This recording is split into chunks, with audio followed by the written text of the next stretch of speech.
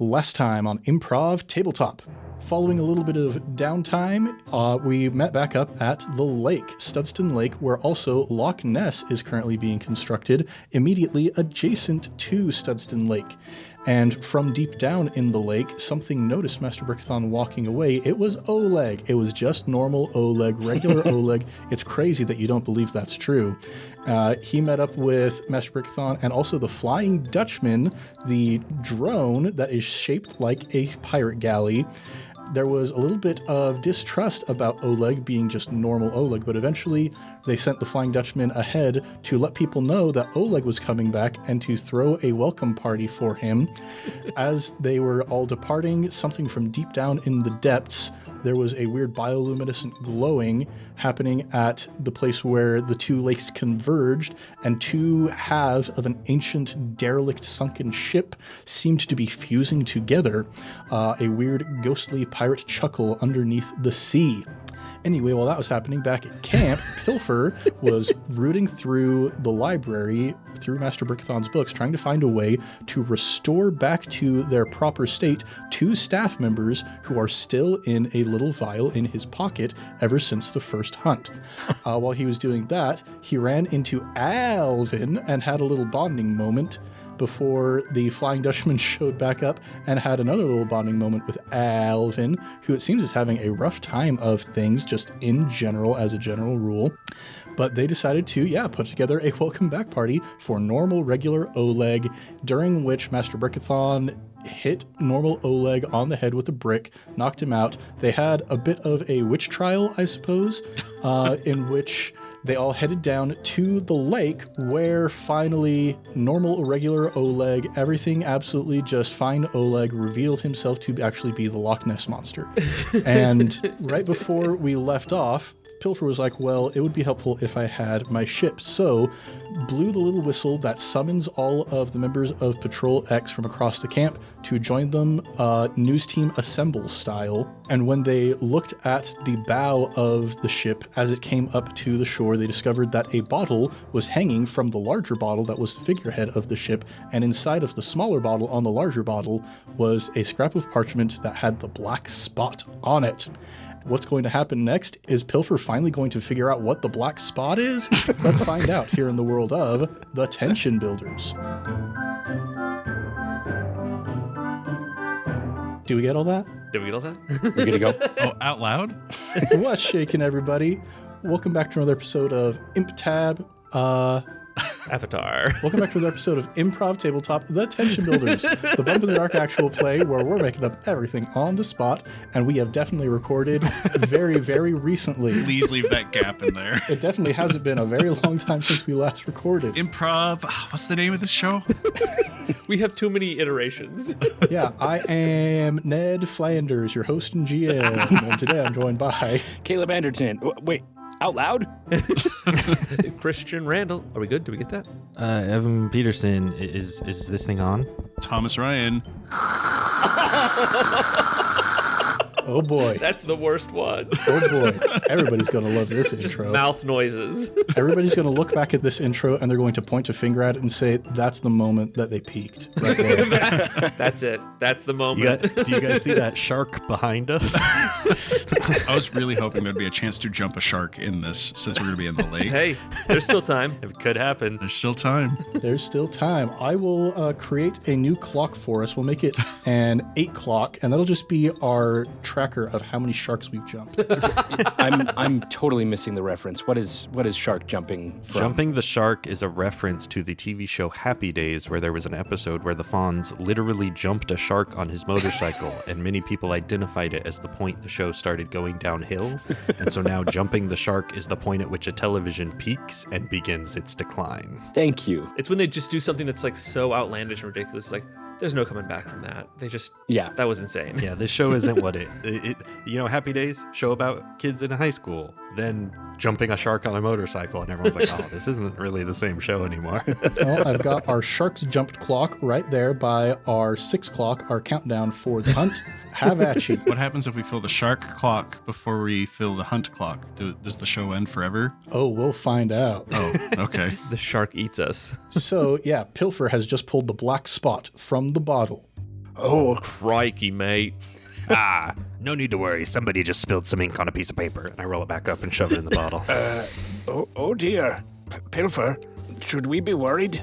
Buy some ink on some paper? I don't think so. That's the dreaded black spot. What are you doing? Pilfer. You need to be panicking more. Does this have some sort of significance I be not familiar with? Pilfer, you're a literal pirate. You don't know what the black spot is? You should know better than all of us. Well, does someone want to fill me in, or are you all just going to shame me for my lack of knowledge? Shame. I Shame. skipped the first couple days of pirate internship.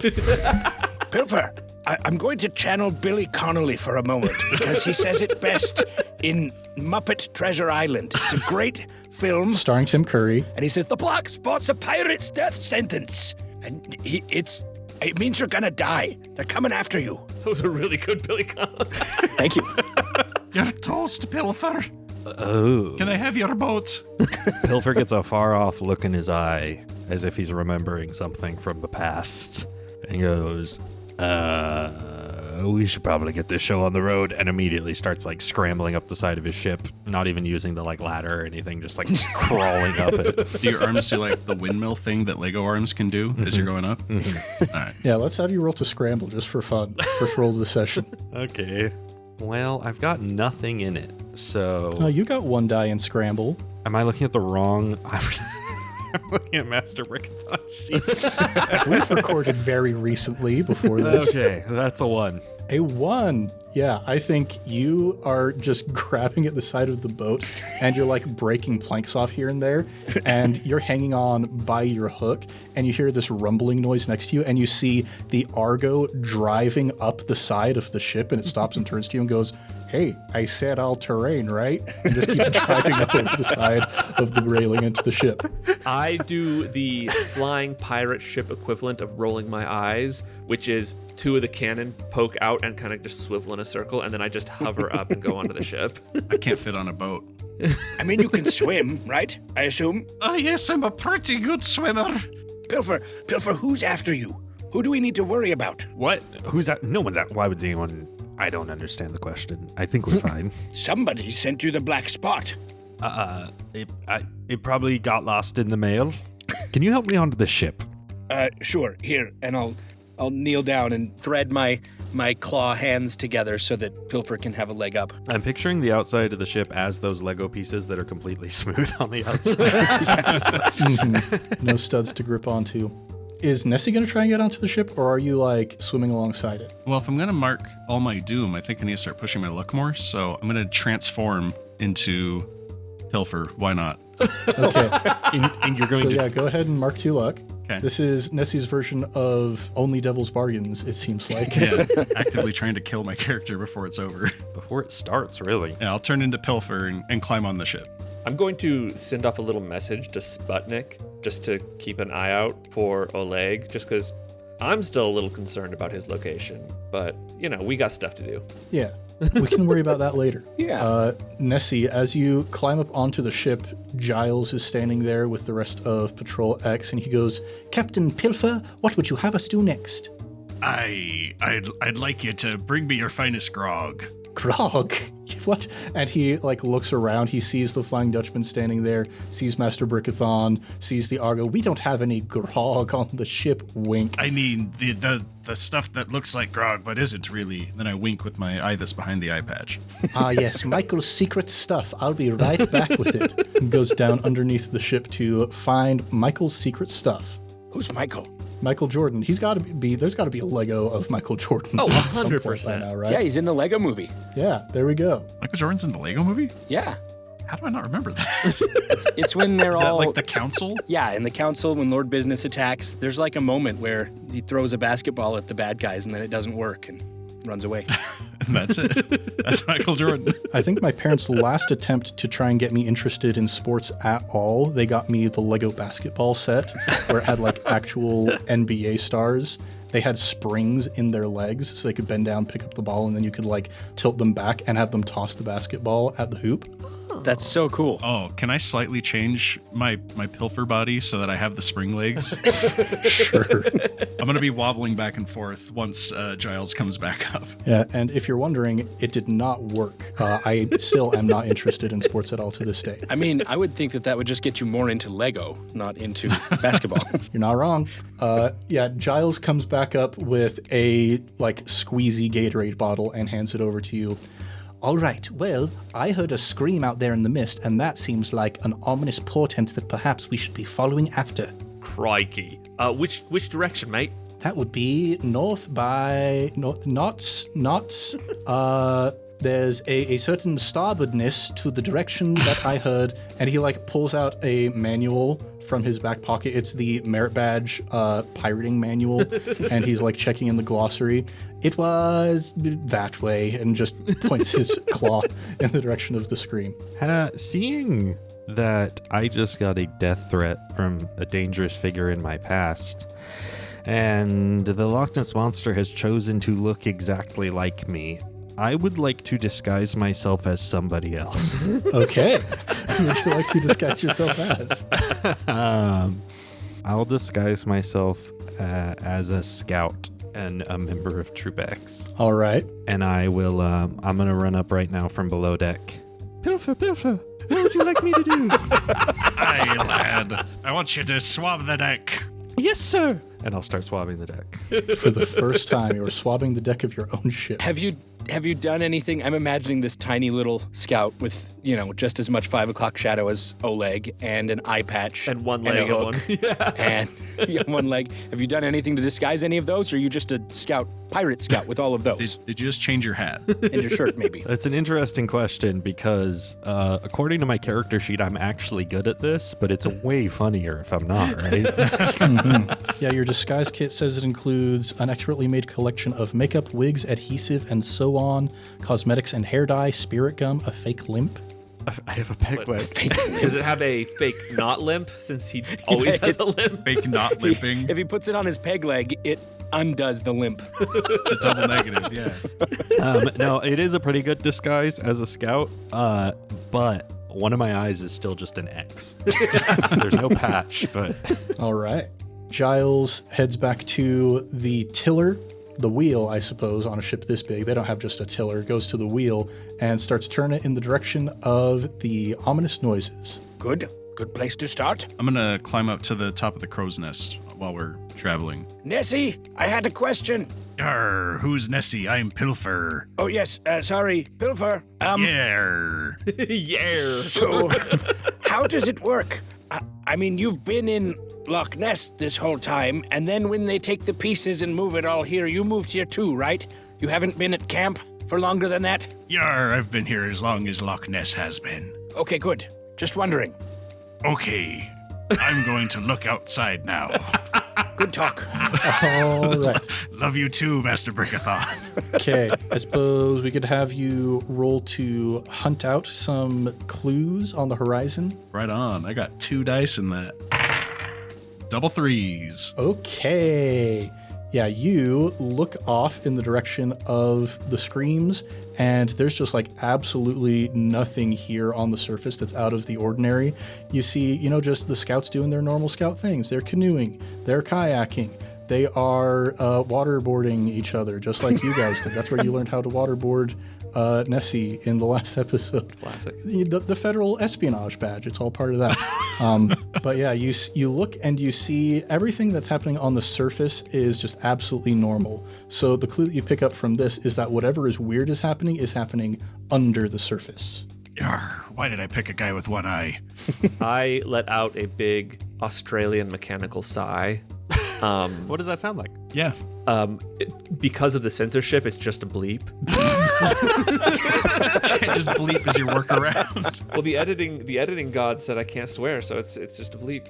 Since you're a drone, do you actually just bleep? Yes, when I you do. Australian mechanical sigh? Yeah. The whole drone raises up in the air a little bit, and as it leans forward, it goes beep.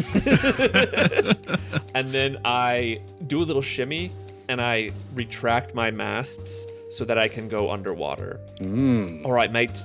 I'm going to take a gander, and I'm going to look down, and I'm going to go ahead and bloop under the water. and then turn my propellers that keep me up front facing and go through the water. All Which right. is a thing I've seen drones do, which is scary. That's terrifying. All right, let's have you roll to hunt out some clues. Oh boy, howdy. Good thing I'm good at hunting. Boop, boop. And in this game, the game we have played recently, Yes. I just take the higher number, Correct. 5. All right, yeah, you're looking around under the water. You can also start to see that. I'm trying to think of what the word would be. It wouldn't necessarily be like a halocline or a thermocline. It's some kind of cline.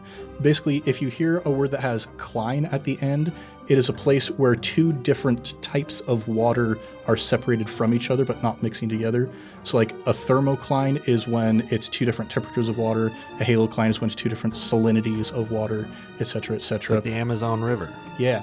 But yeah, you start to see like this dividing line, and you're kind of like going back and forth between it, trying to get it to mix a little bit, and it refuses to. But you can also start to like see as you peer down below that glow coming up from the bottom, and you see as you're peering in even closer, some bubbles start to raise up from way down there. And so you like come in close on the bubble, and as one of them goes past, you kind of poke it with your propeller, and as it bursts underwater, because that's how it works, you can hear a piratical chuckle, a deep and throaty Davy Jones. And then I'm just going to resurface. Good news, bad news. Bad news. Bad news first. The undead lord of pirates. What am I? Wait, I'm Australian. Are you? Undead Lord of the Pirates. Your voice modulator's all busted. Sorry, come out of the water. It's a little bit funny when you come out of the water. Crikey, mate. Yeah, the undead pirate king, Davy Jones, he's down there and he's going to kill us all. Good news. I didn't short circuit under the water. That's the good news. I'm sorry, I didn't have really good news. Yarr! I'm gonna dive off the crow's nest into the ocean. Or into the lake. As soon as he mentions undead Pirate King Davy Jones, I go, oh no, and scamper down below deck. All right. So we got two people going down in different ways, one under the ship and one straight into the water. So you leap from... this is Lego. I feel like it would be a little too harsh if I were to make you roll to like not injure yourself by jumping into water from a height. I've got spring legs currently, so could I like lean myself back and then just flip myself off the edge? Oh yeah, you just like use the momentum, and instead of like a graceful dive, it's just like a just splashing straight into the water like a bullet. Light speed. Now, I this may have been established previously. Is this water or is it translucent Lego bricks? It's whatever they did in the Lego movie. Oh, it's like Translucent Lego bricks. it's the little blue studs. Yeah, it's like a as single dot. mass. Yeah. Like a bin of the blue dots. So it's like you're Scrooge McDucking your way down through all of these studs, basically. Scrooge McDucking my way to the bottom of the lake. All right. So you start swimming off by yourself, and being Nessie, you can breathe underwater just fine. I'm Pilfer form. I don't think I can breathe underwater right now. Oh, cool. But If you want to self-impose that upon you, that's let's do it. He was giving you that for free. I know he was. I'm an honorable man. Monster. here's my question: if you drown, if you like come up after you're swallowing some water, do you just cough out little blue single studs? For sure. Yeah. Yeah. Okay. Each of those studs is a single molecule, a single H2O molecule of water. Okay, hold on a we minute. we cannot be talking about scale. That means the lake is approximately the size of like a drop. No, it's just the fact that molecules are really, really big in the Lego world. Oh no. Anyway, I'm going down. What do I find, Ned? I will follow, and I will turn on my light. All right. Pilfer and Brickithon, you guys staying up on the surface? I'm going to follow Pilfer and kind of knock on the door to wherever he's hidden himself. Hey, buddy, you want to talk about it? Nobody in here. Listen, I know that the black spot is scary, especially because you just learned what it is. And I know that Davy Jones might be down there. We don't know. There's no confirmation. It could be somebody else entirely. But listen, you've got your crew. We're here for you. We're not gonna let some pirate ghost guy take you, or whoever may have given you that black spot. You're gonna be fine. We're here. We went through literal hell last week, and we were fine. So I think we're gonna be okay. And I crack open the door and peek my eye out. Promise?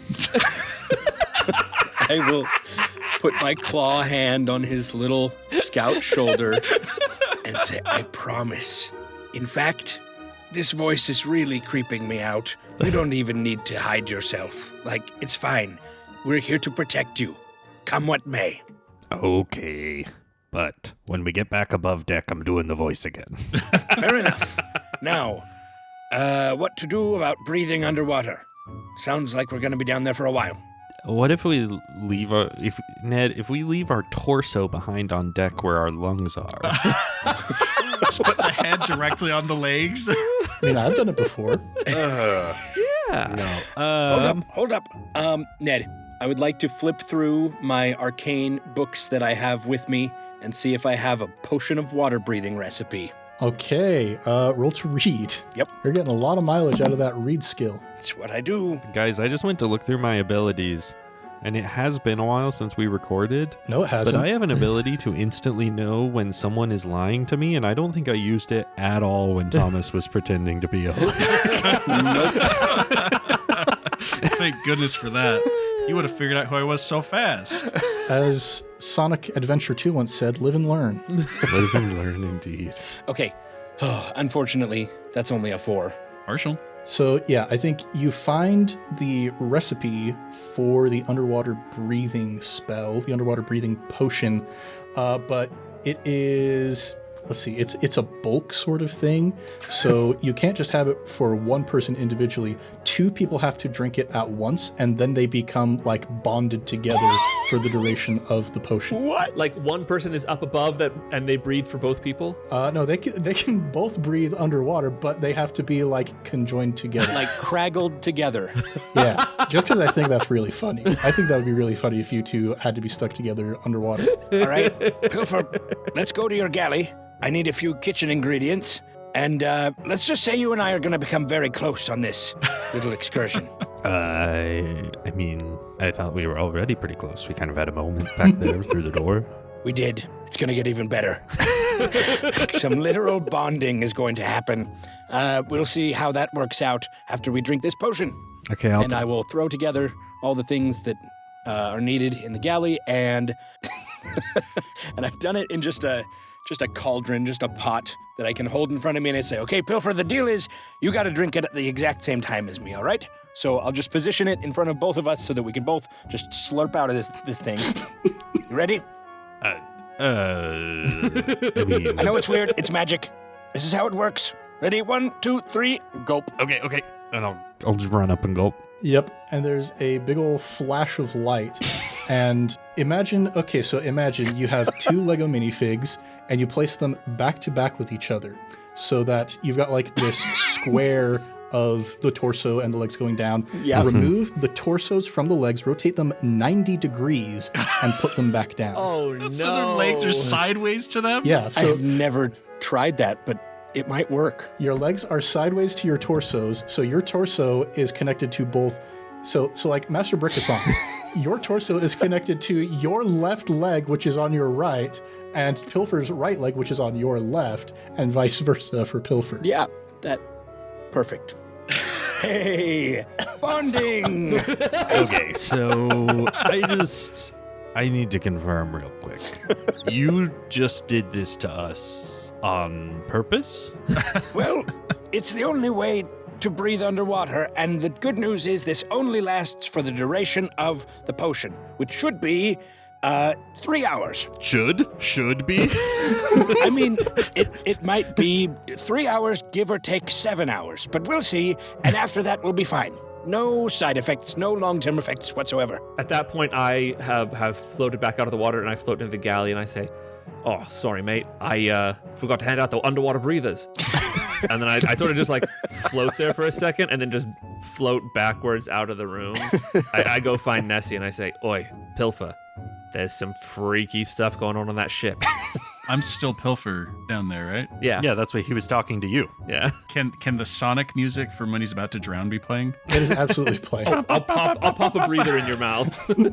Aye, thank you. I stole it from the Star Wars minifigs. Oh yeah, Little like nose. the ones that they wear on Naboo. Yeah. Thank you, Flying Dutchman. How am I not dead? I've been under here for like 10 minutes. Because you're a pirate, mate. That's right. Oh yeah, yar! Pirate lungs, onward and downward. You see the Pilfer Brickithon abomination slowly sinking down towards you from the surface at this point. Except I am still a scout. It's true. Oh, so you see the scout master Scoutmaster Brickithon. Hey. Oh boy. I turned 2 of my masts into a little cross to ward off evil. You've been watching too much Dragon Ball Z. Let's go down. All right. As you start heading down below the surface, we cut back up real quick, like camera goes up through the water, breaks the surface. And as it's going up the side of the ship, we get to that place where Pilfer was pulling the planks off of the outside, trying to climb up. And we can hear it from inside this, and something kind of falls to the ground to the lower deck inside.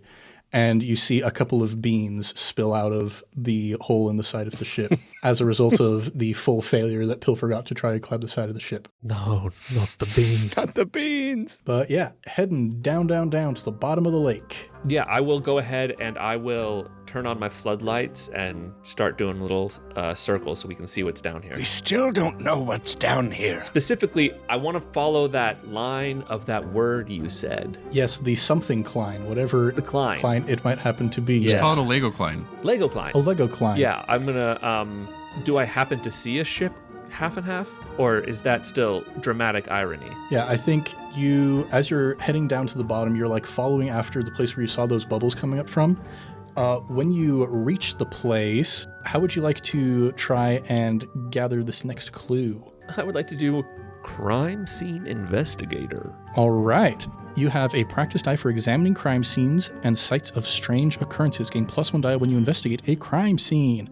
You can always find a clue when you study wounds, corpses, etc., even on a miss. Holy cow, that's relevant. That's cool. Your boy was built for this. Literally built. Built. I will go ahead and roll 2 dice to hunt. Yeah, let's hunt down some info. Boom, boom. That's a 6, baby. Oh, and I get an extra die. Let's see if I crit, right? Yeah, go for it. No, I do not. I got a 4, 5, and 6. Okay, yeah, looking around, you can see reaching the bottom of the lake finally, the indentations on the floor of the lake where the two halves of the ship once were, but the ship is not there anymore. I'm going to shiver a little bit because I'm scared. I will then use Bringer of Light. After I have scanned the area, I will use Bringer of Light to project a little hologram of what used to be there, using the indentation in the silt bed. Manipulate a source of light to change its brightness, create distracting patterns, or project simple visual illusions. All right. Yeah, I'll say we'll piggyback this off of your full success that you got earlier. The Bringer of Light, this is a monstrous ability. Yes, it is. So I have to do something. Yeah, push your luck, spend 2 luck, and then either you lose control, you suffer a condition, or I take a string on you. Take as many strings as you want. Oh, I will. I'm a ship. I cannot be pulled by a string. It takes a rope. You realize a rope is just several strings all weaved together.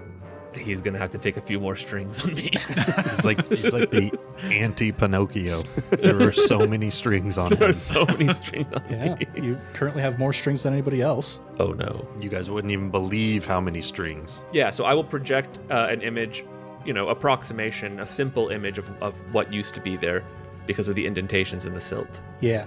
So using like this backwards forensic sort of thing, it's kind of like how people are able to look at a fossilized skull and then build the flesh around the outside of it.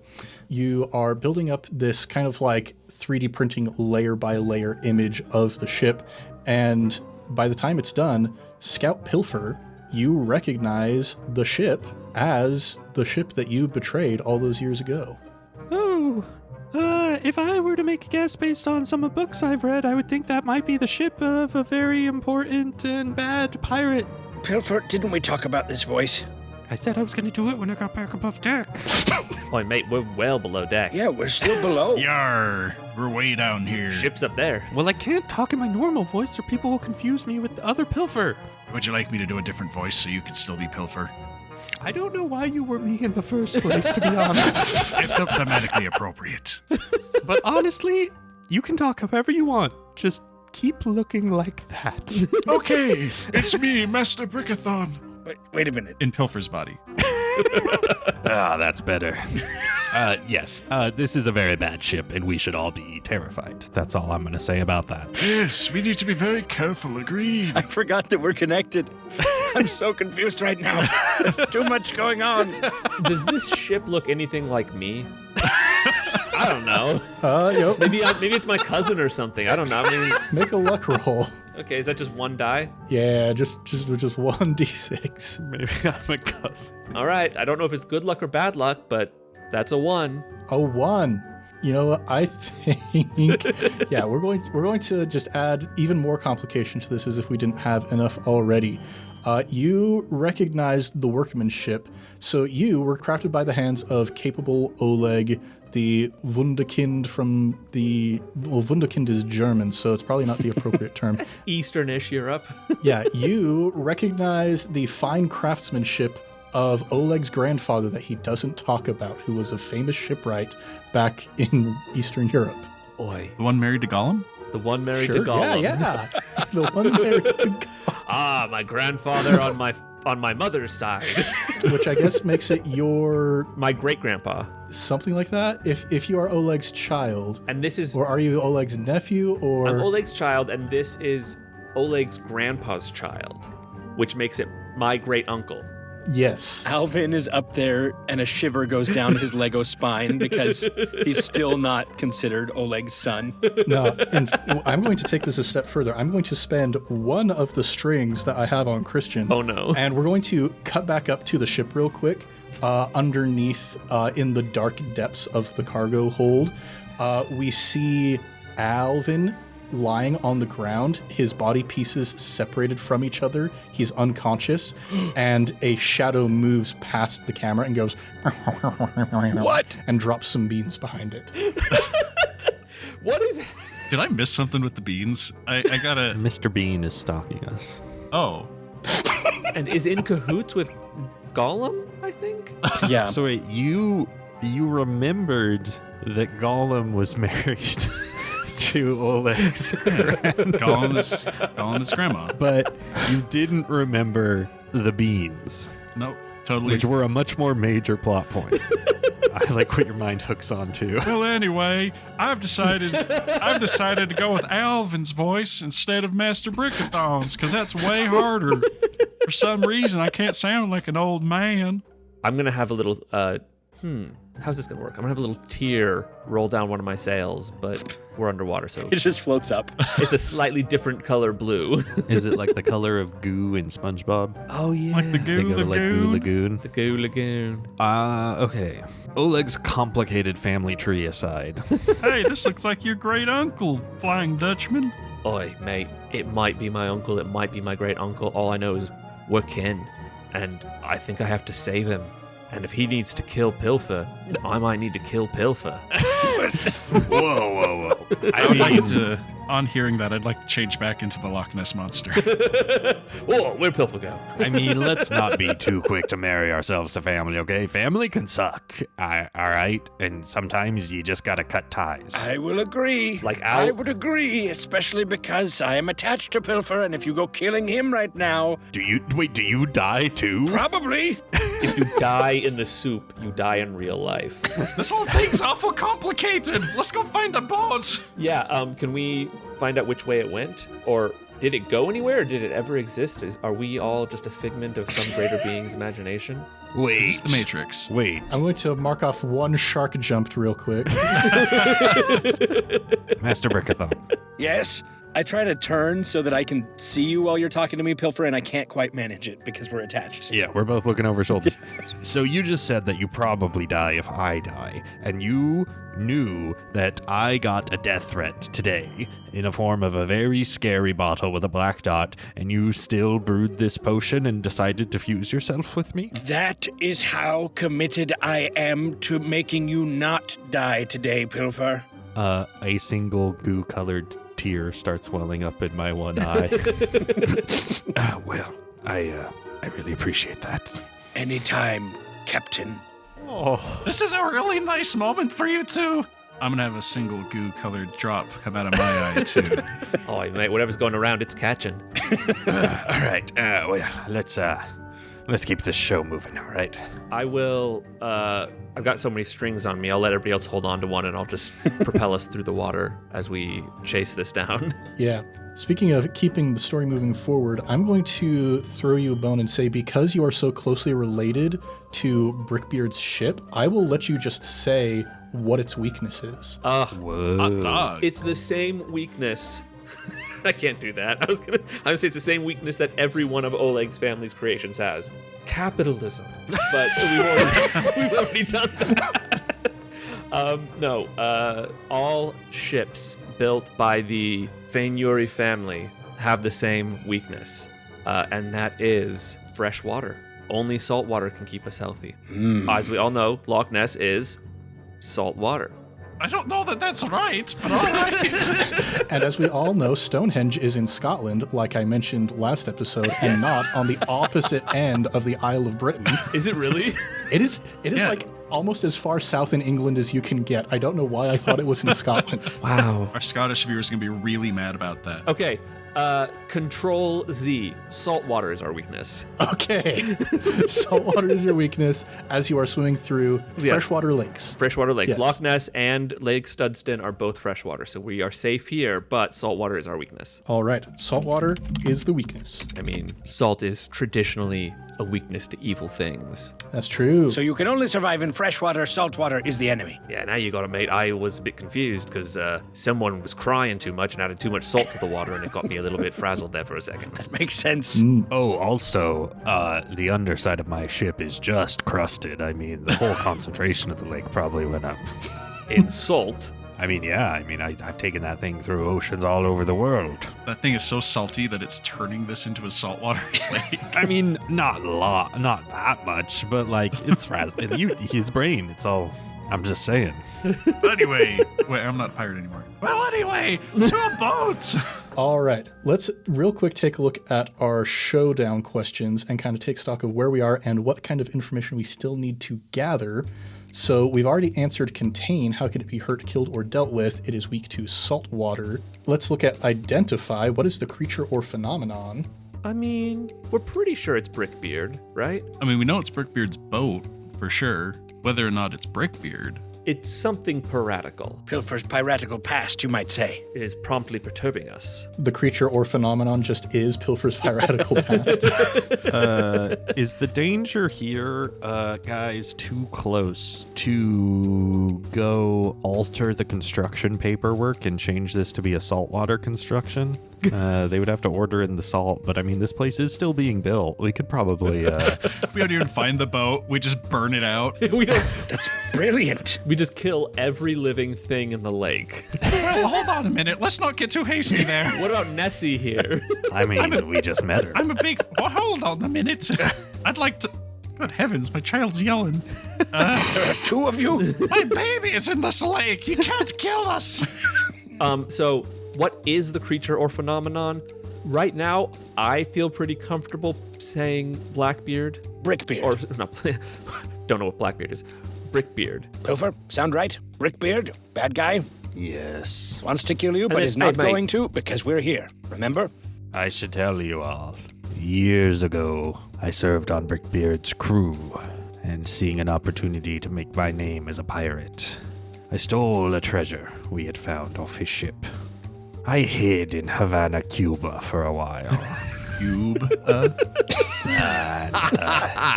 I don't think he was too happy about having a fortune stolen out from underneath his nose. And been hiding out from him ever since. I felt like a scout camp felt pretty low-key. a place he wouldn't find me for a while. Pilfer, I will tell you, if I were Brickbeard, I would have been proud. That's exactly what I brought you up to do. Steal things, right out from under people's noses. You would think so. Be the pirate. I appreciate that, Master Brickithon, but it does seem my piratical past will promptly perturb us. Oh, mate, just a quick question, make sure I understand here. So what does he want? Does he want to kill you? Yeah, and probably money. I mean, honestly, if I had to guess, he's going to not kill me immediately, but take all of us hostage and force us to work for him to pay off the debt. What if we just gave him a bunch of money? Would he leave us alone? Well, he'd still kill me after he got the money for betraying him. Do you have that much money? I mean, it was a treasure chest. I mean, I don't want to brag, but I have a pretty decent 401k. Nessie has a fully loaded 401k? You see, I used to have a bunch of followers. They'd give me things, and I started investing. Yeah, 401 kilos of water. No, gold. 401 kilos of gold? Yes. I don't think that's right. I'm unbearably wealthy. Unbearably. Yeah, Caleb and I both jumped onto our computers immediately to start doing some math. I was opening a new tab. Am I the world's first trillionaire? Right, 401 kilos of gold. Kilo of gold. Per kilo is $145,441.30 in US dollars. What is that in pounds? Yeah, I need Scottish dollars. I'm American. I'm not. I don't even know what a kilo is. So wait, how much was every kilo worth? Kilo is worth $145,441.30. So that's worth $58 million. That's pretty good, Nessie. Give or take. Not even close to as rich as Elon Musk. Yeah, still. No. My cartoonish levels of wealth aren't even a fraction of what a real-life billionaire is. Yeah, well, I spent my treasure chest on the boat up on the lake, so I'm broke now. Boat and disguises to get me to the camp. Let's go get some of my cash. We'll find Brickbeard. We'll square it up, and you can go on. I think, Nessie, you're missing the important thing that in this plan, I still die. And I would really like to prevent that. All right, listen. All pirates are superstitious, aren't they? They're at least a little stitious. I say that not only do we give Brickbeard this money, but we have an actual cryptid here with us. And perhaps we can conjure up some sort of a ghostly apparition, something to scare him, so that he never comes looking for you again. Could we make him think that the pot of gold, the chest of gold we give him is cursed? That could work. Pirates hate cursed treasure. Would that make him want to kill you less or more? Well, it depends. If the ghostly apparition shows up and is like, oh, that gold is cursed. If you ever murder again, you will surely die. I mean, I can do a ghost, and I'll, again, I will give you another string, mark 2 luck, and use the illusion magic in front of me or the lights from my projection to turn it into a little ghost man that looks like Alvin, but if his entire body were made of just bricks instead of just his head. A brick-built Alvin. It's horrifying. We also have a shape-shifting Loch Ness monster that can probably look ghostly. Yeah, let me give it a spin. Who wants to see the ghost of them? I wouldn't mind seeing a ghost. All right, I'm going to turn into a ghost Flying Dutchman. All right. So you're going to spend 2 luck to do that. Yes, please. Oh, I forgot that costs something from you. But you don't have to spend the cost, you just have to push your luck. No. I love how you're using your monstrous abilities and spending resources for them before we actually get into the confrontation. We're just showing that we can do it. I've got 3 more Doom boxes. I'm going to milk it for all it's worth. This does all feel premature, I have to say. I am a ghost Dutchman. I mean, I'm a ghost Dutchman, mate. Hey. Blimey, I'm dead. Blimey. You know, they warned us about this in espionage class. It's called voice confusion. If you put on too many voices too fast, they get all jumbled up in your head and you forget what your real one sounds like. Oi, mate, I know exactly who I am. I'm the Flying Dutchman's ghost. I think we have the workings of a plan here. Boy. All right. Now that I've got an extra string on me, I'm going to just make sure everybody's holding on to one, and I'm just going to propel us through the water and follow that trail. Yes, heading after Brickbeard, or we presume it's Brickbeard. Presumably. Which of the many clues pointing to the fact that it's Brickbeard would we like to use to justify this one? Brickbeard's missing lip, a piratical chuckle. Maybe Brickbeard's. That's the most specific. It mentions him. All right. And then explain what does it want or why is it here / happening. We don't need a clue for that. I am the clue. Yeah, he wants money. Revenge on Pilfer. Money and revenge. I think the black spot is a pretty good indication of that. That's a pretty good indication, yeah. What else would a pirate want? It would be really funny if we finally find him and he's like, Pilfer, you're here? I thought you died. I've been chasing the Loch Ness Monster for years. Well, as we know, that is a possibility. We'll just have to figure out whether it's true or not when we make our showdown roll next time. What a bizarre episode. Yeah, because all the other ones are so normal. Ooh, boy. Well, we got a big old fight coming up. Maybe Brickbeard is just proud of Pilfer and is here for a completely unrelated reason. We'll just have to Depends find how we out. roll. Depends how we There's some roll. entirely unrelated monster we gotta fight. It's Mr. Bean. That's what I've been alluding to this whole the time. whole Mr. time. Bean from the top rope. Bam. Well, everybody, thanks for joining us here in the world of the Tension Builders. We'll be back next week with more fun adventures, and if you want more of those, go ahead and subscribe, maybe even give us a review. We would be as happy as a monster with 401 kilograms of gold if you go ahead and give us a review on the podcatcher of your choice. We also have a bunch of social media accounts that aren't really being actively monitored, so if you would like to connect with us, don't try and reach out to us that way. Instead, you could try sending us an email at improvtabletop@gmail.com, maybe reaching out to us on our patron-exclusive Discord. Speaking of patrons, it's time to shout out our next batch of Sticker Club patrons. And the folks we're shouting out this week are Christine Lyons, Colin Greenwood, and Elena Georgieva. There's some OGs in there. Yeah. Some very OGs in there. Like, these are, I think these are all people who joined within, like, the very first initial rush. Yeah, these three have statues in Camp Studston of them to indicate their long-standing patronage of this show. Wow. And these ones are permanent. They don't get moved around by the Historical Society. They don't get moved in and out. They're just minifigures, just in total gray, so they're statues. And they are actually cleaned every single day. There's one staff member whose job it is to do nothing but clean the statues that honor those who honor us. I like it. Now, if you, dear listener, would like to join the Sticker Club, you could consider joining our Patreon at patreon.com/improvtabletop, where you can also get things like Discord access, biannual sticker packs, and more, such as our current ongoing patron-exclusive campaign, Serpent Sea Sagas. Oh, yeah. Thomas, what is something that is true about the teeth of your character in Serpent Sea Sagas? Currently, each of my teeth are 9 inches long. What? Yeah. Wow. If that's not enough to encourage you to listen to this campaign, I don't know what is. I have to wear them down like a beaver. Yeah. We're not convinced that Thomas knows what an inch is when he threw out that little detail. I mean, scale is always an interesting thing in these campaigns. Now let's do a round of Deep plugs. breaths. You'll get through this. Yes. Thomas, would you like to do the plugs this time around? Sure. Give us money. Much love and stuff, everybody. Plugged. I don't remember what the plugs are. We've recorded very recently. Yeah, holy cow. Let's see. Let me reach into the archives real quick.